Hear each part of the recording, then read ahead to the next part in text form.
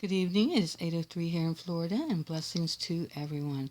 Okay, you guys, first I'd like to start by saying I couldn't do the videos during the day, y'all, because if I turn off my air conditioners, it gets really hot in here. So I'm trying to keep it very quiet in this house right now. My husband is working. My cat's a little crazy at times. She has fun. She wants my attention all the time, y'all. So my husband goes, shh. So anyways, I want to share this with you. Please don't miss the next few videos. First, I want to start off by saying that I do not like Joe Biden at all. I have a very low opinion of that man. I'm not going to get into why. I do believe he's Illuminati. That's why those two men in the black suits were there. Now, what I will say, though, is it is a timeline for the rapture. Whatever timing this is in the election, I don't know for sure. All I know is it could be before he's elected for the candidacy, or it could be after. I don't know. I don't know that. There was no sure sign of that in the dream. Now, all I know is he was in the dream, okay, and the election was going on. And I'm going to go into the mark this particular type of tattoo vaccine. In the third video, it is incredibly important that you listen to this. It is, well, these next few videos, please listen to them in their entirety because there are some things that are going to be talked about in here that are just incredible.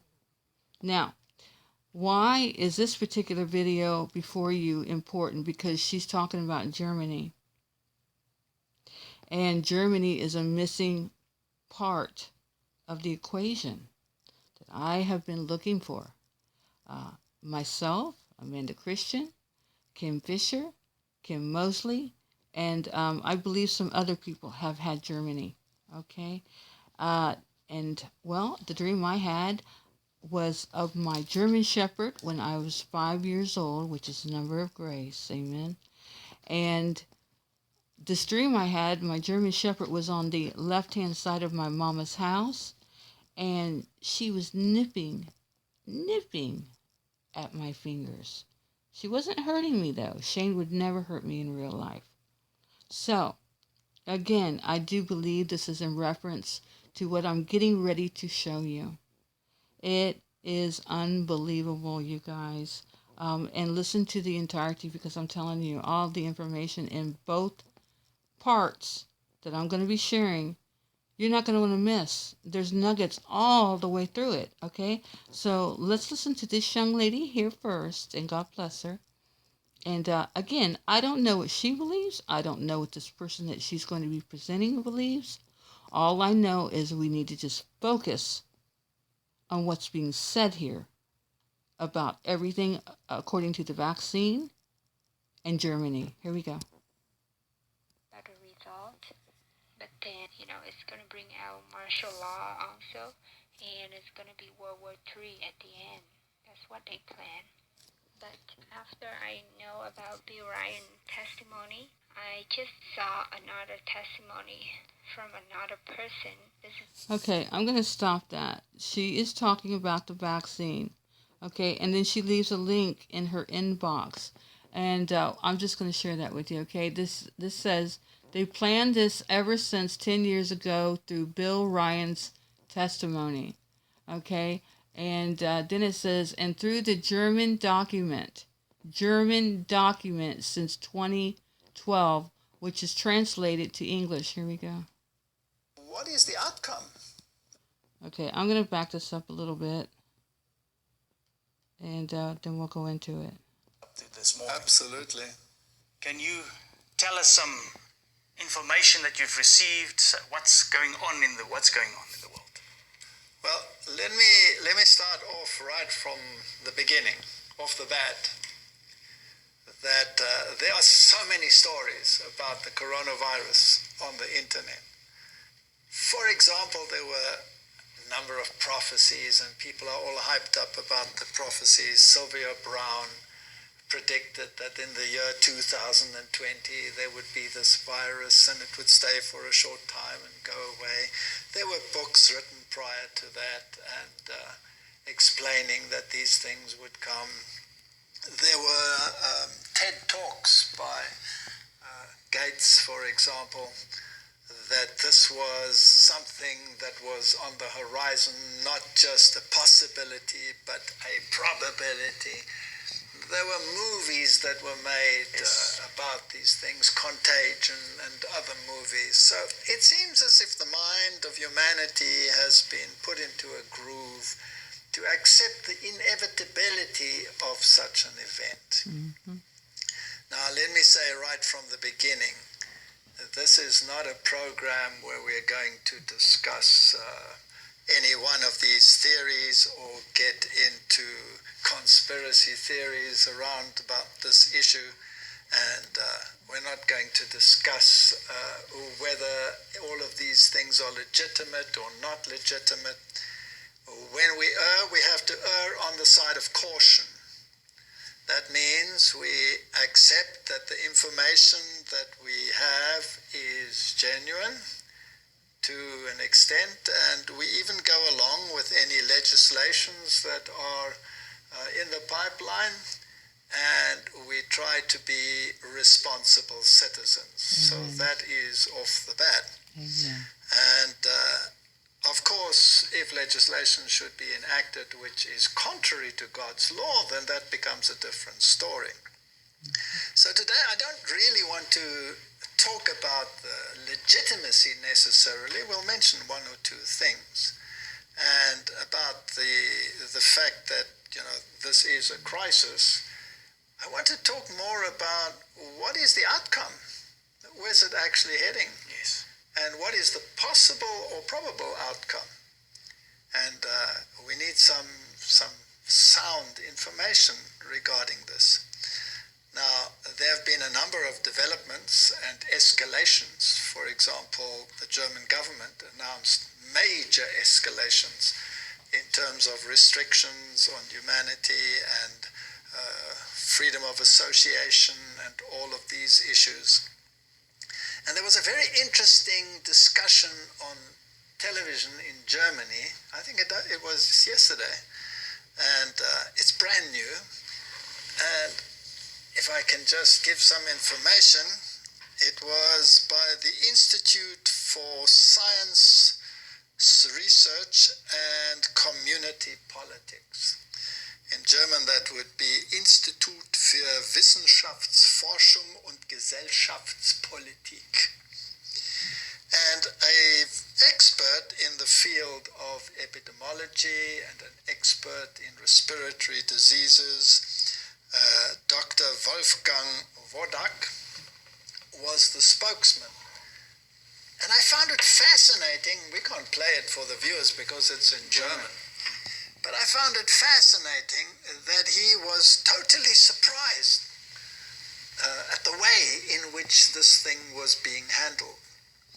Because he said that the virus, the coronavirus, forms a part of the general flu population of viruses, and even if the percentage amidst all the other flu viruses is up to 15%, then never in the past, when there were virulent viruses around, was one virus isolated from the rest of the group and made the object of so much attention. Yes, correct. And he mentioned, for example, the swine flu, which is a very serious flu and affected numerous people. Never in the past was this removed from the package of viruses and made a special subject for pandemics. The same with the bird flu, the HN viruses, and they also weren't isolated. And when there was testing done, then it wasn't isolated from the rest and made the subject for special rules and regulations. And he says the same should apply for this. And he doesn't understand why there is such a hype and who benefits from the hype. And this is an interesting point that he raised. He gave various statistics and outcomes, and it was a very interesting discussion. Nevertheless, there was a document that was released by the German government, in other words, an official document, and that document was called, let me just get my information here. It came from the Deutscher Bundestag, in other words, it's an official document, and it's Drucksache 17, that means press release 17/12051, and it was released in 2013, and based on research in this field around possible epidemics and catastrophes, and how the state should respond to those. And I found this document so fascinating because it comes from 2012. Yes. So, that's 8 years ago. That's quite a long time ago. And the first part of the document deals with flooding and what the governmental response should be should there be a large amount of flooding. And then the second half of the document deals with risk analysis and protecting the population against a pandemic by a virus such as Modi SARS. And I have the document before me, and I find it fascinating because it is like a blueprint of what we are seeing Yes. in the world today. In fact, it mirrors it so exactly, it's like a script. It's like a script, and I find that incredibly interesting. And if I can go back to the movies that were made, these movies are, of course, also possible scripts of possible outcomes of events. And I've always, in my previous lectures, spoken about the Hollywood world as nothing other than Jesuit theater. So, are we following a script is a possibility. Again, let me reiterate, this is not about whether this is real or whether it is not real. We're talking about the possible outcomes in terms of the prophetic ramifications of such an outbreak. So when I go through this document, remember 2012, that's a long time ago. Yes. And apparently that is about the time when the coronavirus made its first appearance, even in Germany, and was then labeled as a possible vehicle for this kind of pandemic. So the document gives an analysis of how this thing will pan out. And it says, what is the probability of this thing happening? And they say, highly probable. So this is going to happen. Yes. So it's a blueprint for how to react when it does happen. They have a table right in the beginning where they look at the ramifications and the damage that will be caused by such an outbreak. And they later on in the document give you the numbers that are involved. Now, Angela Merkel just recently had a public announcement where she had a very grave appearance and said that 70% of the people will probably be affected by this virus. March 1st. Now, this Dr. Wolfgang Wodak also was asked the same question. What about the ramification that so many people should be infected? And he said, you know what, if you go into a epidemic or just a normal flu scenario, then people get the flu. Yeah. And over a period of time, it can be up to 70% of the population that has the flu. If you ask someone, did you get a flu last year, then most of the people will say yes, and some people will say no, I escaped the flu this year. Yes. But most will say they had it at least once. Yes. So if a couple escape, then a 70% getting the flu is nothing out of the ordinary. But if there is no direct proof as to which virus caused that flu, then it gets dumped into this big basket, which is called flu. Yes. And if you have enough of this hype, then everybody has now got this virus. It's interesting to me that in America, there was this article where Dr. Mark Siegel said, well, this is very strange because they have all of these people, but number one, they're not supposed to see them because they are infectious. So you must basically have an interview with them over the phone to see whatever it is. And then the test kits aren't generally available as to which specific virus you are testing for. And so most of these people are not really tested. The test kits are not available. And so you don't actually see them. They are at home, and you do not test them. But And the they have the labs, symptoms, but you don't know, are they just normal symptoms that are associated with a normal flu or not? even the labs are not going to test the test, see if they sent it. Exactly, because there could be a risk of them being infected. So this is rather strange. So if you go back to this graphic representation of what the effect will be, it is divided into categories of what is the effect on the human being, what is the effect on the environment, what is the effect on the economy, and what is the other effects, and we'll talk about some of them. Now, deaths. They're talking here about categories from A to E, and the maximum there in E is supposed to be around about 7.5 million deaths as a consequence.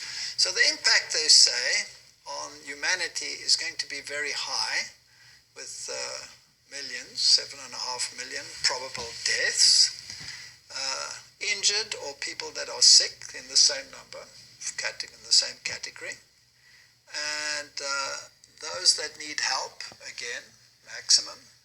So we're talking in the millions. And then a very interesting category, those that went missing.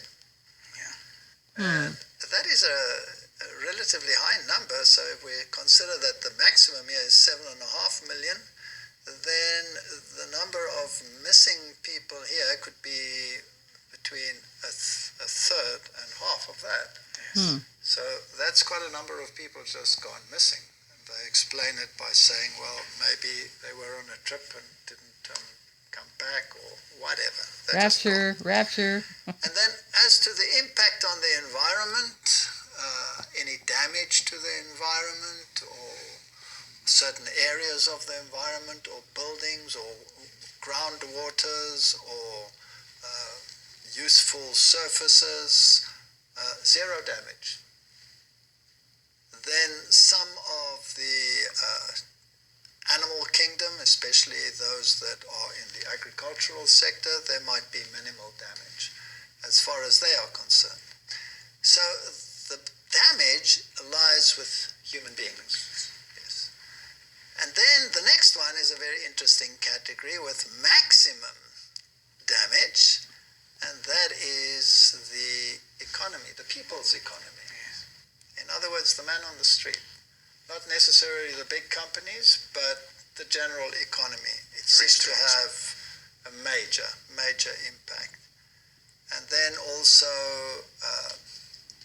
impact on the public order will be very high.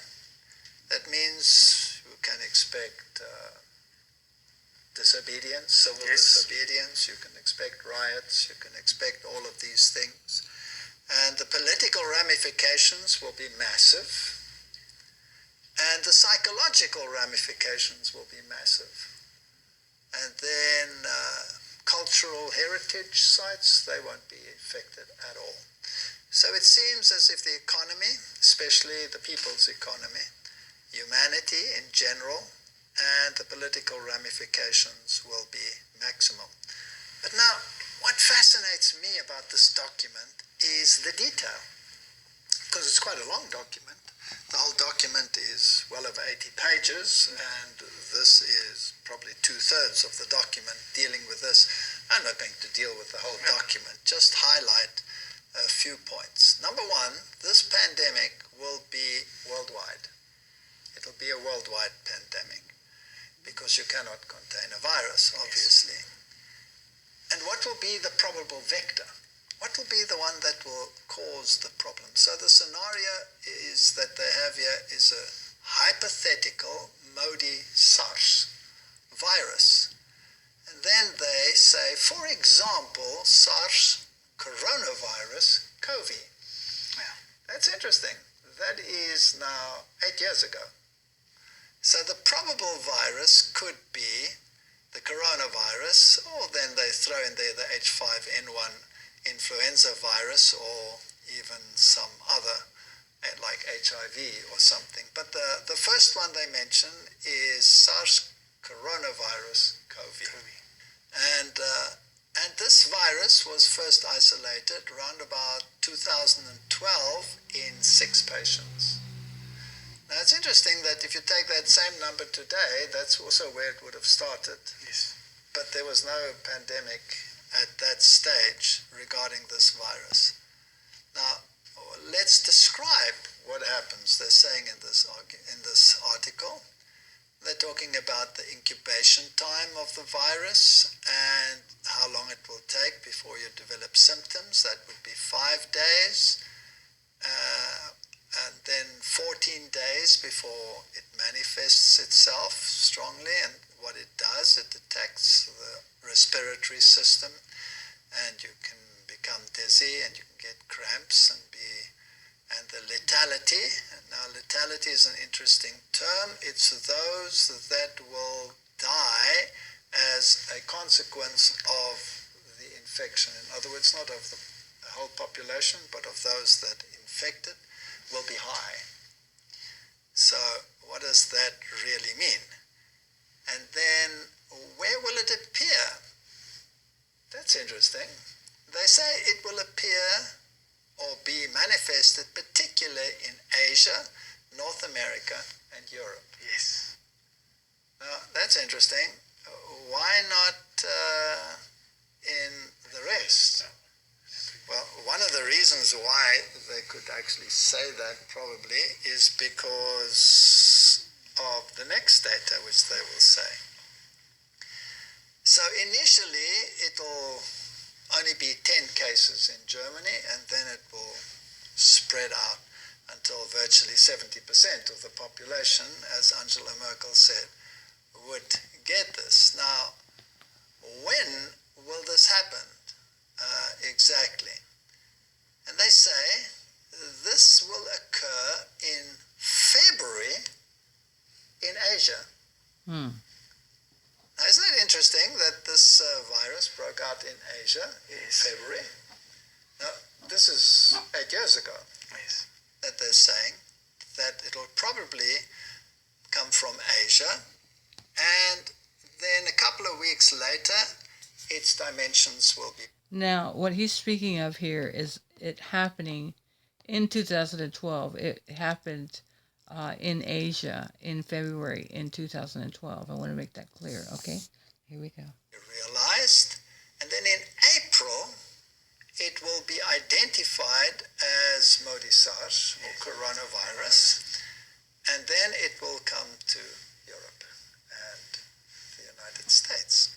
So it comes out of Southeast Asia, which is China, and it'll come from the marketplace where the animals are, and that's exactly what happened. Now, I find this rather fascinating that it is following this plan. So they say. And then only 2 people who had been in Asia will bring the disease to Europe, and from there it will spread rapidly. Now, what is interesting to me is the duration. Okay, I just want to say this real quick. I believe that the very beginning of that, where it's talking about in February, was a simulation. Okay, I just want to make that clear. I don't believe that that is exactly what happened, but what he's saying is it was a simulation, and pretty much that's what's happening now, but it happened earlier in China. Okay, so here we go. This is very fascinating. Because there's a lot of different Oh, yeah. opinions about it. I mean, it was said that it will last only a few weeks, and then it was a few months, and let's just see what they say, and then we'll get back to what some people are saying Good. now. So how long will this development continue? And we can have new cases appearing all the time, but it seems as if the duration will probably be 3 years. So this document says 3 years. Yes. So when we get back to what the media is saying today, they said a few weeks, Yeah. then they said 3 months, then I think Donald Trump said 6 months, and now the latest already is an announcement in Germany that the restrictions as a consequence of the virus at this stage is estimated to be about 2 years. So we're getting very close to the 3 years. And then they have a graph here as to how it pans out. And you will see on the graph that on the one hand they have the number of people that get sick in percentage, and at the bottom they have a 3-year period in days.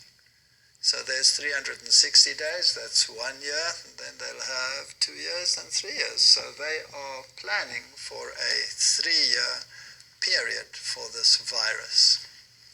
And then how it will develop and how many people will get sick, we've looked at these data on that little graph that we looked at, so we won't have to go into any of those details. So what will be the impact? Well, the impact will be major because it will affect not only Europe, it will affect the entire world. So the next question is, what measures will be put in place to curtail the virus? Well, one of the first one, of course, is quarantine. Yes. And particularly self-quarantine. Now, it's interesting that as we go through this, you'll see this is exactly how it was handled. So Yes. this is the blueprint.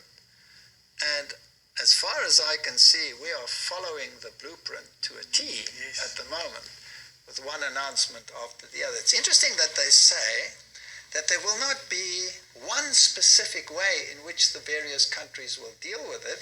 There are different blueprints for how to deal with it, and different countries will use different means, and the impacts will probably vary, and this will have major political repercussions because some people will play the game, the blame game, Yes. and ask now, who did the right thing and who didn't do the right thing. And it's interesting that politically, also with the disappearances, it gets interesting because some of the critics in China Yes. have just disappeared. Nobody knows where they are. Yes. So it will be isolation and home isolation. And then there will be a reduction in your basic rights. Now here's a list that is fascinating. And the right to your privacy in your home will also be curtailed. In other words, even within your home sphere, the arm of the law will be noticeable. And the freedom, your basic human freedom, will be curtailed. Furthermore, by government decree, people can be compelled to be subjected to inoculation, for example, or other measures which they might prescribe. Okay, so they say that the ramifications in terms of your social life will be astronomical. Yes. Astronomical. In other words, let's put it bluntly, life will change completely. Now, not just for a week or a month, but we're talking years. One of the consequences, of course, is that vacations will be cancelled or will have to be postponed. This will have drastic effects on the tourist industry. So the tourist industry will be terribly affected. Yes. Now, where we live, in my part of the world, this part of the world survives 100% almost on the tourist industry. Yes. So if this really pans out the way that they are saying, then I think there will be serious repercussions in the area where we will live. So which areas will be particularly affected? The energy sector, for example, electricity, gas, and mineral oils, etc., should not be affected. So that'll continue. Telecommunication and information, that will continue. As far as air traffic is concerned, there will be massive repercussions. Yes. The only flights that will probably still be allowed would be freight flights. As far as the shipping industry is concerned, freight will continue, but of course wherever people come together, that will be curtailed. So the tourist industry, and then they go into the various categories, and then they also talk interestingly about traffic. In other words, the number of cars on the road.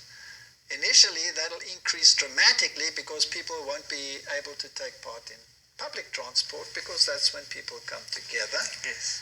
And because that will put an extra load on the roads, there will have to be restrictions in terms of that as well. And there will be massive logistical problems in bringing food into the area because some borders will now be activated that might not have been activated before. And I find it interesting that Poland, for example, which is part of the EU, yes, is now not able to bring its trucks in and out. So the borders that were gone are now there. Italy is all isolated. the borders have come up. So all of these various areas are impacted, even though they shouldn't be. There will be, of course, massive impacts on the medical sphere and on pharmaceuticals. Okay, I'm going to stop it right there, you guys, because I don't want this to be too long. Now, I will be sharing the second half of this, and I just want to let you all know that Bill Gates and Angela Merkel is like, well, thick as thieves. And I'm going to share some information of these meetings that they're having in Davos, and that is in Switzerland, where CERN is. And I'm telling you guys, the stuff that is going on right now and where this has originated from. This document right here is a blueprint, and it was manufactured in Germany. So stay tuned for the second part. Don't miss it. He starts talking about the Noahide laws, you guys. And it is incredible. When I heard it, I went, oh. He talks about martial law and what's going to happen. So, God bless you. I hope this has been a blessing to you. We need to have information. We need to know that God is showing the brothers and the sisters exactly what's happening. So it will be a warning for us to receive Jesus as our Savior. God bless you. Amen and amen.